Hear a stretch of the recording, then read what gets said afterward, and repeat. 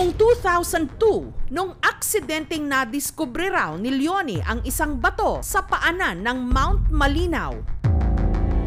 Ito ang unang-una kong nakitang bato. Baliwala ko yun. Gawa ng wala akong alam dyan sa sulat nito. Makalipas ang 2 linggo, sa itaas na bahagi naman ng sakahan, may bago siyang natuklasan. Ba't ka ako may sulat na naman dito? Yun, nagtaka na naman ako. Ang ikalawang bato, may mga ukit na parang pamilyar sa kanya. Gaya ng mga numerong 1, 8, 9, at 8 o 1898. Ito parang hindi ito nagalaw. Mayroon pang tayuan pag mag-ukit ka. Napansin din ni Leonie na ang nakaukit sa bato sa baba, tila raw nakahiga. Ito parang size city. Ito naman 30. Ito naman letter G. Ito naman parang bulaklak. Iba-iba ang ano niya sulat niya. Ipinagsawalang bahala lang sana ito ni Leonie hanggang ang kanyang